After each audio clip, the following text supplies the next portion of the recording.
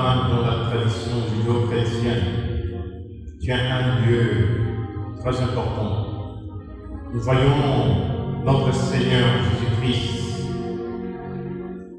qui se retire souvent dans la montagne pour être en communion avec Dieu le Père. Il associe souvent ses disciples pour qu'ils soient témoins de cette communion. Mais bien aimés, essayons de contempler un seul instant ces magnifiques tableaux, c'est le tableau de la transfiguration. Si nous devons situer cette transfiguration dans son contexte, d'abord il y a un événement important relatif à l'identité de Jésus. Jésus se trouve dans la région de Césarée, où il pose la question au dire des gens, que dites-vous que je suis? Pour les uns, tu es l'un des grands prophètes. Pour d'autres, tu es Élie. Pour d'autres, Jean-Baptiste. Jésus n'était pas convaincu de toutes ces réponses. Il s'adresse à ses disciples bien-aimés. Et vous, que dites-vous que je suis? L'apôtre Pierre prit la parole, et c'est la confession de l'apôtre Pierre. Reconnaissez là, mais mon Père qui est aux cieux. Et Jésus prit avec lui les trois disciples, Jean, Jacques et Pierre. Il les amène à la montagne qu'on appelle la montagne de Tabor, où il a été transfiguré. Contemplons un seul instant ce mystère de la transfiguration auquel tous nous sommes appelés, qui répond à Matthieu 5, bienheureux le cœur pur, car ils verront Dieu.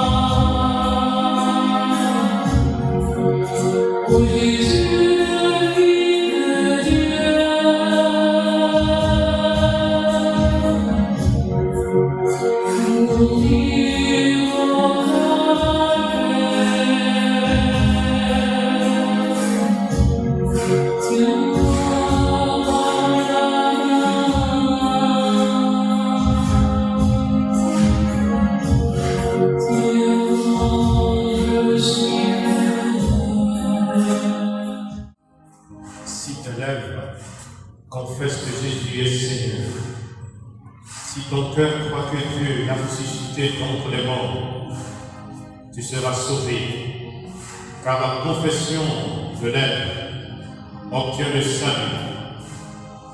Ce que l'apôtre qui aura confessé de ses propres lèvres, il va le voir de ses propres yeux. C'est la transfiguration. Qu'est-ce que les apôtres voient? Jésus est transfiguré. Il est revêtu d'une telle blancheur. Nous comprenons ce que dit l'auteur de l'Épître aux Hébreux. Il est le resplendissement de la gloire de Dieu le Père, l'effigie de sa substance divine, lui qui soutient le monde par sa parole. Pour la première fois, nous voyons la rencontre de l'Ancien Testament et du Nouveau Testament, et Jésus qui accomplit les Écritures. L'Ancien Testament représenté par Moïse et Élie, le Nouveau Testament représenté par les apôtres Pierre, Jean et Jacques, et Jésus qui accomplit, et l'Ancien Testament et le Nouveau Testament. Que Jésus soit transfiguré, un seul miracle. Les apôtres étaient habitués à plusieurs miracles, mais ce qu'il y a de grand, de fort, d'impressionnant, d'extraordinaire, c'est la voix du Père qui se fait entendre, ce que la tradition juive appelle Bat-Kol, la voix du Père. Celui-ci est mon fils bien-aimé, en qui j'ai mis tout mon amour.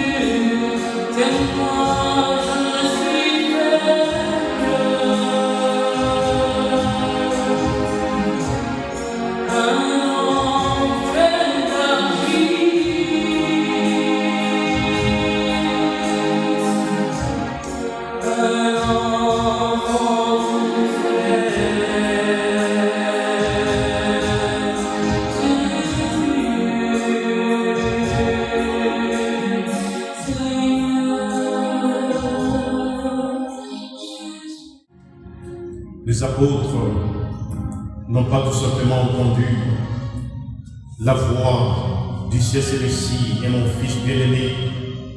Ils ont vu Jésus. Moïse et Élie, ils étaient couverts d'une nuée. La nuée est un signe eschatologique. La nuée a accompagné le peuple d'Israël tout au long de sa marche vers la terre promise.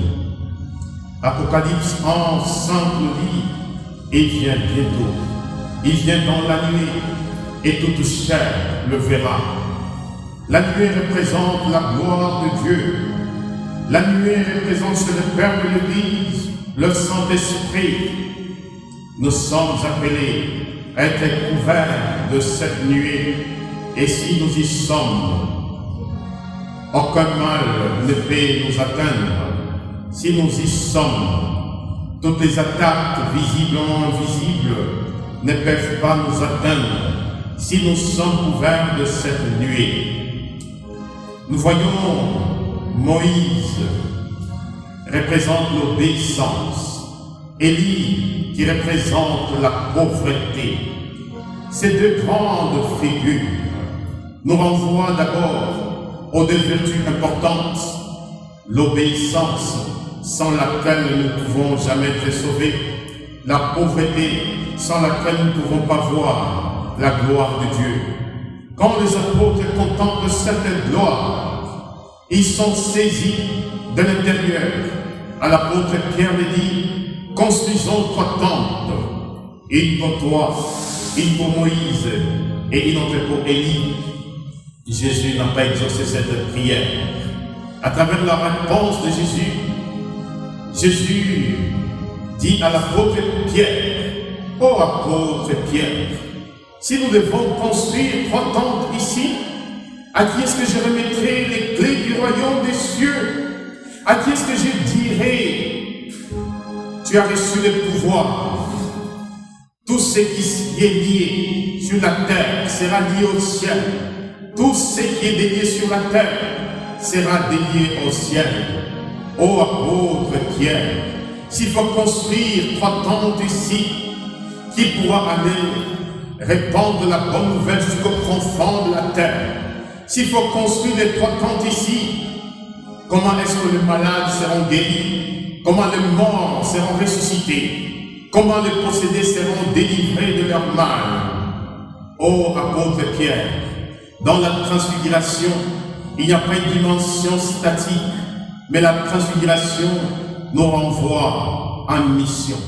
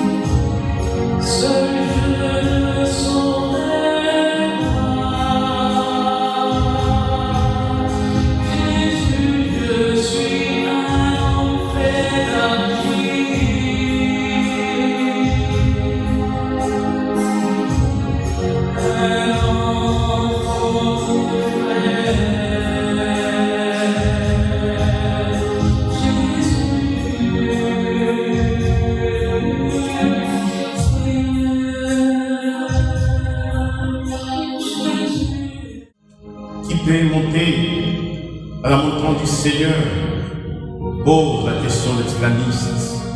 La réponse, l'homme au cœur pur, aux mains innocentes. Dans le reçu de la transfiguration,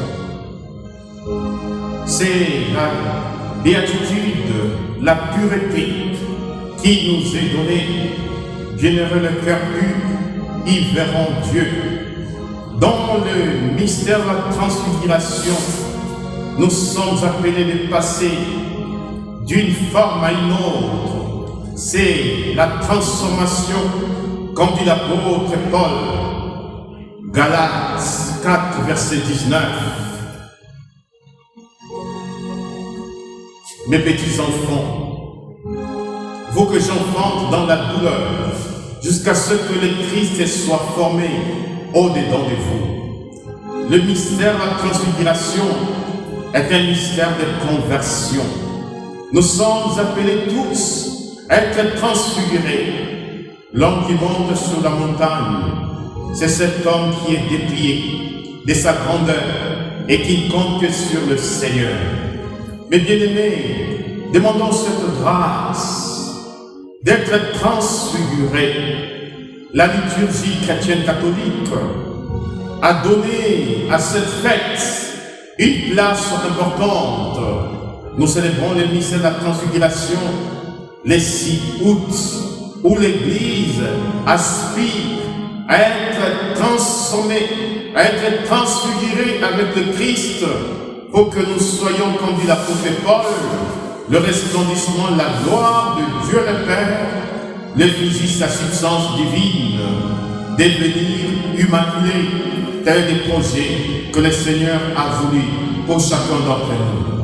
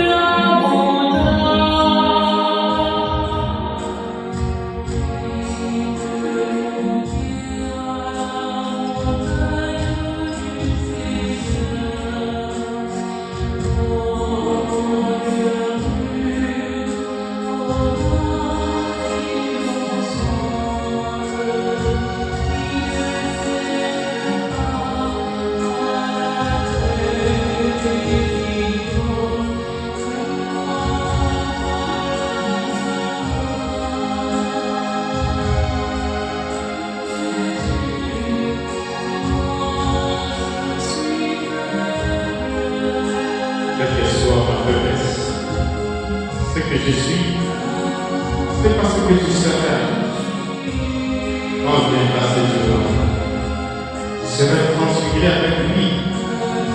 Cet corps qui va mourir dans l'ignominie ressuscitera dans la gloire.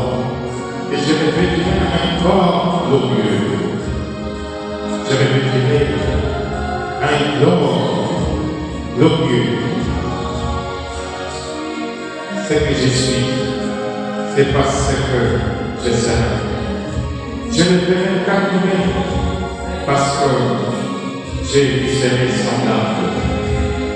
Le chemin, le processus, c'est monter, monter, monter sur la montagne, c'est gravir sans cesse la montagne. Et quand je fais le premier pas, je me sens lourd, je me sens faible.